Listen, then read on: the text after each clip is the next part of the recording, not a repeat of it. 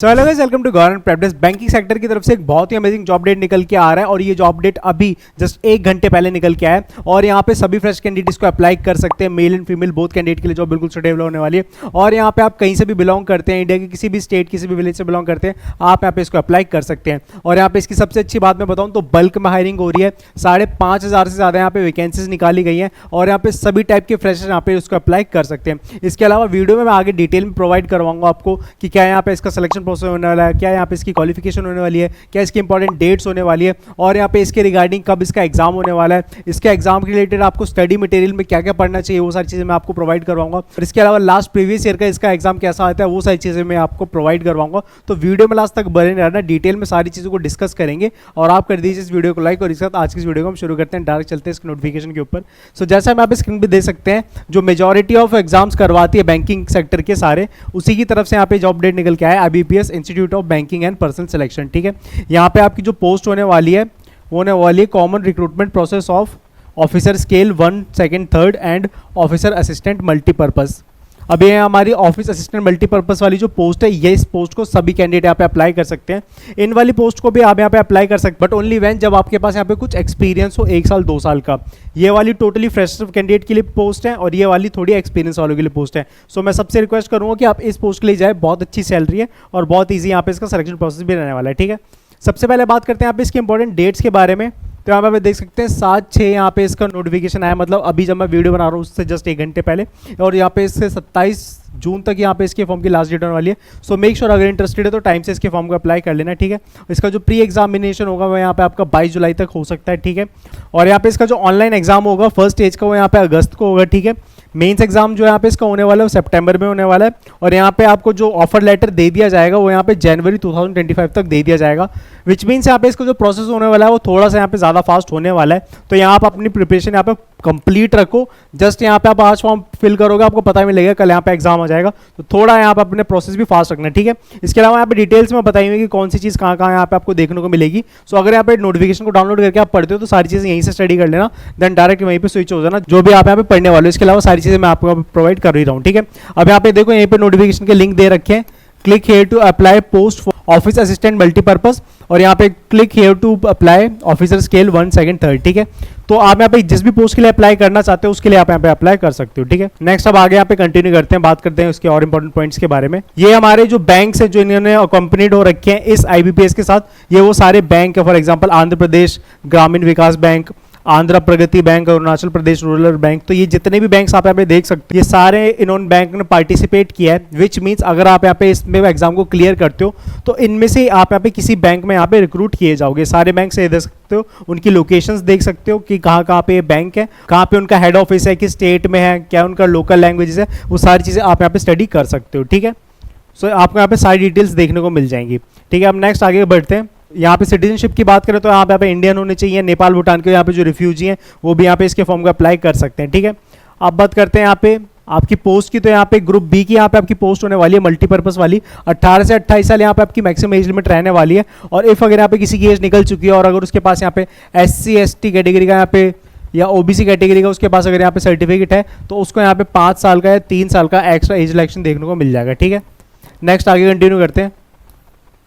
अब यहाँ पे आपकी जो ग्रुप ए ऑफिसर्स वाली पोस्ट है उसके लिए 21 से 32 साल यहाँ पे आपकी एज लिमिट होने वाली है। ठीक है, सीनियर मैनेजर की 21 से 40 साल यहाँ पे आपकी एज लिमिट रहने वाली है। ठीक है, एज इलेक्शन का जैसे मैंने बताया SC ST वालों को 5 साल, OBC वालों को 3 साल और यहाँ पे PWD वालों को यहाँ पे 10 साल तक का यहाँ पे एज इलेक्शन देखने को मिल जाएगा। ठीक है, एंड नेक्स्ट आगे बढ़ते हैं, बात करते हैं यहाँ पे इसकी क्वालिफिकेशंस की, क्या यहाँ पे इसकी क्वालिफिकेशन होने वाली है।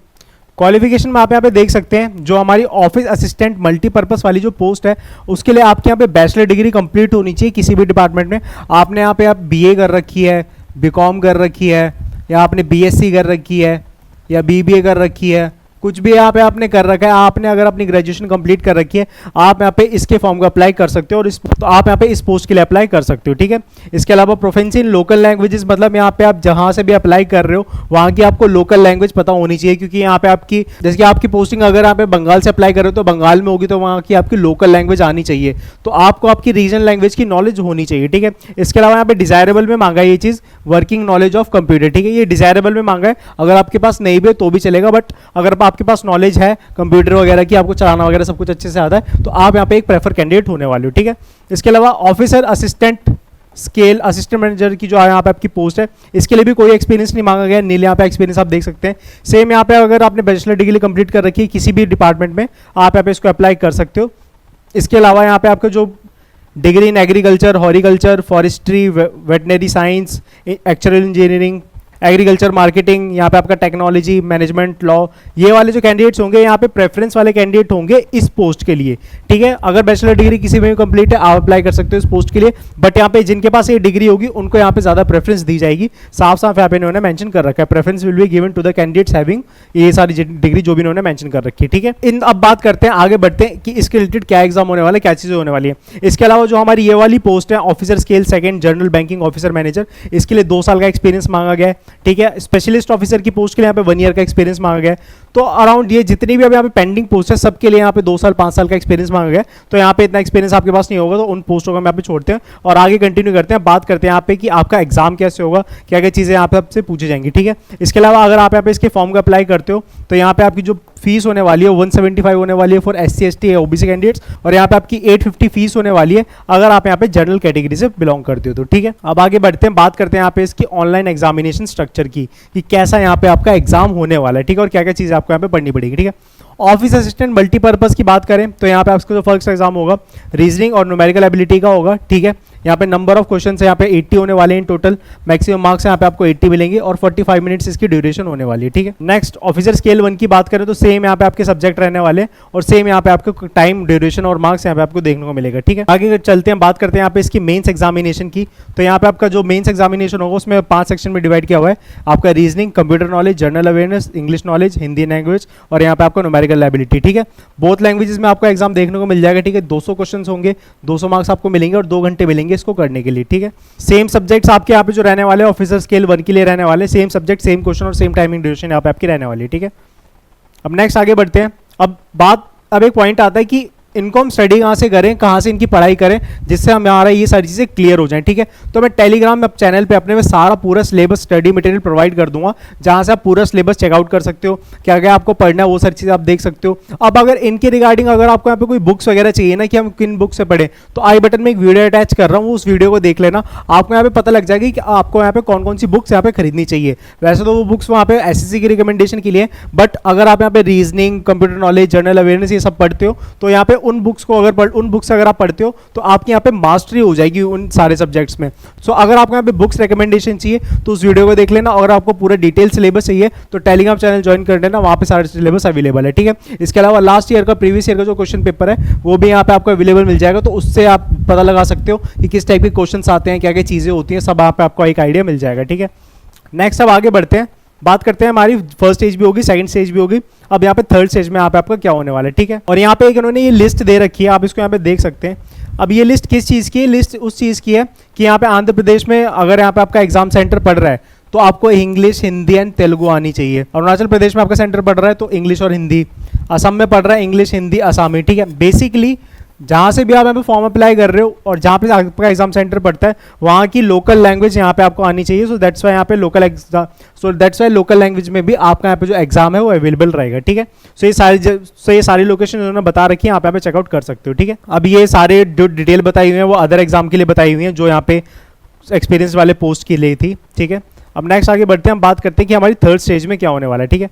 थर्ड स्टेज में बेसिकली हमारा एक इंटरव्यू होने वाला है, इंटरव्यू में क्या क्या चीज़ें पूछी जाएंगी उन सब चीज़ों को हम यहाँ पे डिस्कस कर लेते हैं, ठीक है। इससे पहले यहाँ पे बात करते हैं, यहाँ पे इन्होंने बताया हुआ है कि यहाँ पे आपकी 0.25 की नेगेटिव मार्किंग भी होने वाली है। ये पॉइंट इन्होंने थोड़ा नीचे दिया हुआ है, वैसे अदरवाइज ज़्यादातर ऊपर ही एग्जाम्स के साइड में दिया होता है। नेगेटिव मार्किंग आपकी होने वाली है 0.25 की, दैट मीन्स अगर आप यहाँ पे 1 मार्क अगर आप गलत अटैम्प्ट करते हो तो यहाँ पे आपका 0.25 मार्क कट हो जाएगा, ठीक है। इसके अलावा मैं पे बात करें कि कट ऑफ स्कोर यहाँ पे क्या होने वाला है, विच मीन्स कि आपको कितना मिनिमम मार्क्स चाहिए होगा। तो यहाँ पे जनरल वालों को यहाँ पे 40% चाहिए होंगे निकालने के लिए, और यहाँ पे SC ST वालों को यहाँ पे 35% मार्क्स चाहिए होंगे इसके एग्जाम को निकालने के लिए, ठीक है। बट यहाँ पे आपको मैक्सिमम स्कोर करना है क्योंकि यहाँ पे आपको पास नहीं होना है, यहाँ पे आपको मेरिट में नाम लेके आना है। तो आपको यहाँ पे मैक्सिमम स्कोर करना पड़ेगा, ठीक है। इसके अलावा इंटरव्यू के लिए ये सारी चीज़ें यहाँ पे डिटेल बताई हुई है कि आप जब अगर आप पे एग्जाम क्लियर कर लेते हो तो यहाँ पे आपको शॉर्ट लिस्ट किया जाएगा इंटरव्यू के लिए, और इंटरव्यू में आपको किस तरीके से प्रिपेयर होकर आना है, कहाँ पे आपका सेंटर पड़ेगा, वो सारी डिटेल्स यहाँ पे इन्होंने प्रोवाइड कर रखी है। सो अगर आप यहाँ पे इंटरव्यू तक पहुँच जाते हो तो बहुत बड़ा स्टेप यहाँ पे आप क्लियर कर चुके हो। तो इंटरव्यू में ज़्यादातर चीज़ें ये देखी जाती हैं कि कैसा आपका कम्युनिकेशन स्किल्स है, कितना आप प्रॉब्लम सॉल्विंग नेचर है, वो सारी चीज़ें यहाँ पे चेक करी जाती हैं। सो अगर आप यहाँ पे मेंस वगैरह क्लियर करके इंटरव्यू तक पूछ रहे हो, दैट मीन्स वो क्वालिटी आप में होगी। इसके अलावा थोड़ा बहुत ग्रूमिंग वगैरह का जो पार्ट होता है, बाल सेट करके रखना और अपना अच्छे से ड्रेस होकर जाना, वो सारी चीज़ें यहाँ पे आपको ज़्यादा फोकस करनी होंगी, ठीक है। इसके अलावा ये चीज़ें बताई हुई कि क्या क्या चीज़ें यहाँ पे आपको लेके जानी है, आपके जितने भी डॉक्यूमेंट्स हैं सबकी हार्ड कॉपी, सॉफ्ट कॉपी, और यहाँ पे आपकी पासपोर्ट साइज फोटो, सारी चीज़ें यहाँ पे आपको रखनी है, ताकि कोई भी डॉक्यूमेंट्स आप पे ऑन द स्पॉट मांग लिया जाए तो आपके पास सारी चीज़ें वहाँ पे अवेलेबल हो, ठीक है। इसके अलावा बात कर लेते हैं यहाँ पे मोस्ट इंपॉर्टेंट चीज़ के बारे में, जो होने वाली है आपकी सैलरी। सो यहाँ पे आपकी जो सैलरी रहने वाली है वो 40,000 पर मंथ तक यहाँ पे आपकी रहने वाली है अप्रॉक्स। ये थोड़ी प्लस माइनस भी हो सकती है आपकी, ठीक है। मैं आपको एक ऑन एन एवरेज आइडिया बता रहा हूँ, इन्होंने सैलरी के बारे में अभी डिस्कस नहीं किया हुआ, बट यहाँ पे आपकी जो स्टार्टिंग सैलरी होगी 40,000 पर मंथ होगी, और यहाँ पे आपकी सारी इंक्लूसिव आपको जितने भी अलाउंसेस हो गया, आपका HR हो गया, DA हो गया, बाकी के पर्क्स हो गए, सबको मिला के जो आपकी सैलरी बनेगी वो यहाँ पे आपकी इतनी बनेगी। और यहाँ पे आपकी जो बेसिक सैलरी रहने वाली है वो यहाँ पे 20,000 के आसपास यहाँ पे आपकी बेसिक सैलरी रहने वाली है, ठीक है। सो सारे अलाउंसेस के मिलाने के बाद यहाँ पे आपकी सैलरी 40,000 तक बन सकती है, ठीक है। इसके अलावा बात करते हैं आप इसके फॉर्म को कैसे अप्लाई करना है, तो सारी चीज़ें यहाँ पे इन्होंने डिटेल में डिस्क्राइब करी हुई है कि कैसे आप इसके फॉर्म को अप्लाई कर सकते हो, कि एक चीज़ photograph, signature, left thumb, handwritten declaration, सारी चीज़ आप कैसे करोगे, सारे पॉइंट्स उन्होंने बता रखे हैं। तो आपको यहाँ पे कुछ नहीं करना है, जस्ट यहाँ पे इनके अप्लाई लिंक पे जाना है, जो यहाँ पे नोटिफिकेशन के सबसे लास्ट में आपने देखा था, उस पर जाके आपको यहाँ पे फॉर्म अप्लाई करना है, ठीक है। मैं लिंक पे एक बार क्लिक करके दिखा देता हूँ, जिससे यहाँ पे आपको ज़्यादा अच्छे से पता लग जाए। तो आप यहाँ पे किसी भी पोस्ट के लिए इंटरेस्टेड हो, जैसे आप यहाँ पे इस पर क्लिक करोगे आपको यहाँ पे एक विंडो ओपन हो जाएगी, जहाँ पे अपना रजिस्ट्रेशन नंबर डाल सकते हैं, और अगर नए हो तो यहाँ पे न्यू रजिस्ट्रेट कर सकते हैं। और करने के बाद यहाँ पे आपको स्टेप बाय स्टेप जैसे फॉर्म में बताया हुआ है, आप यहाँ पे इसके फॉर्म को फिल कर सकते हैं। इसके अलावा अगर आपको यहाँ पे कोई भी डाउट हो, कोई भी क्वेरी, तो आप मुझसे पूछ सकते हैं। अगर आपको एग्जाम के रिलेटेड डाउट है, यहाँ पे आपको स्टडी मटेरियल चाहिए, किसी तरीके का और यहाँ पे आपको सपोर्ट चाहिए, आप मुझे जस्ट कमेंट सेक्शन में आके बताइए, मैं आपके लिए सारी चीज़ें वो लेके आ जाऊँगा। एंड प्लीज़ इस वीडियो को ज़्यादा शेयर करना ताकि सभी कैंडिडेट तक वीडियो पहुँच पाए। एंड गाइस मैं आपसे मिलूंगा नेक्स्ट वीडियो में नेक्स्ट जॉब अपडेट्स। तब तक good bye and take care.